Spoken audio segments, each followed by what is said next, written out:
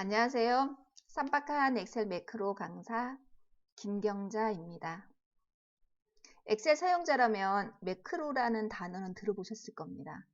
그럼 VBA라는 단어는 들어보셨는지요? 뭔가의 약어 같은 느낌이 들긴 하죠.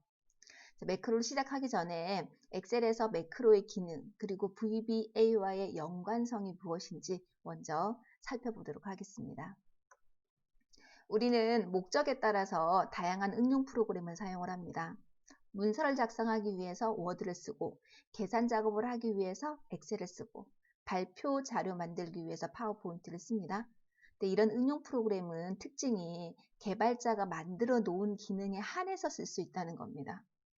엑셀에 그 많은 함수가 있다 하더라도 내 입맛에 딱 맞는 함수는 없을 수도 있죠.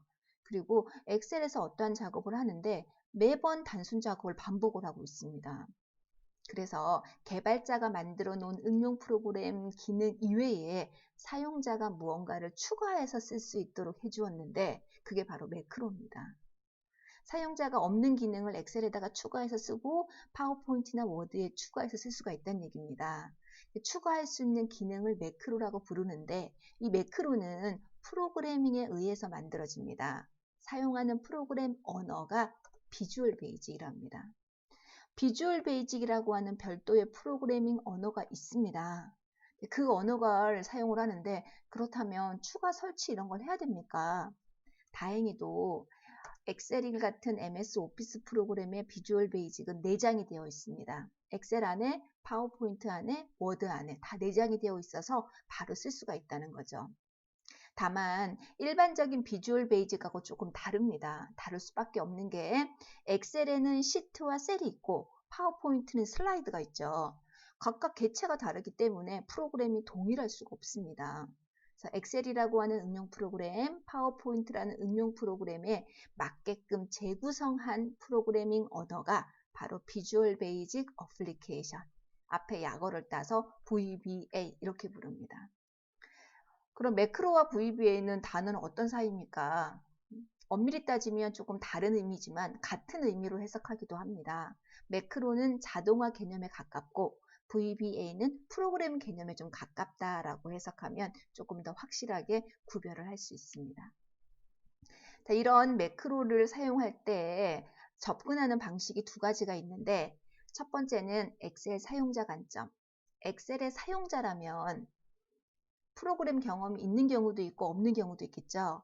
근데 프로그램 경험이 없는 사용자를 위해서는 자동 매크로라는 기능이 있어서 자동 매크로라는 기능으로 접근하시기를 권장해드리고 저는 다른 프로그램을 한번 만들어 봤습니다. 프로그램의 언어를 잘 다룹니다. 그러신 분들은 비주얼 베이직이 생소하다 하더라도 쉽게 접근을 할 수 있습니다.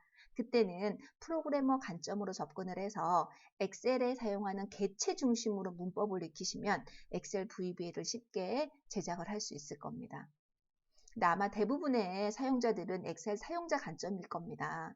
사용자 관점으로 접근을 할 때는 자동 매크로라고 하는 기능을 쓰면 되는데 자동 매크로는 캠코드의 녹화 단추와 동일해서 내가 엑셀에서 했던 키보드와 마우스의 조작을 프로그램으로 자동으로 만들어주는 겁니다. 그리고 그것을 조금 수정을 하면은 나만의 독창적인 프로그램이 될 수가 있는 거죠. 그래서 이번 강좌는 엑셀 사용자 관점으로 접근하는 방식부터 시작하려고 합니다. 자동 매크로를 쓰기 위해서 엑셀의 기본적인 환경 설정이 필요한데요.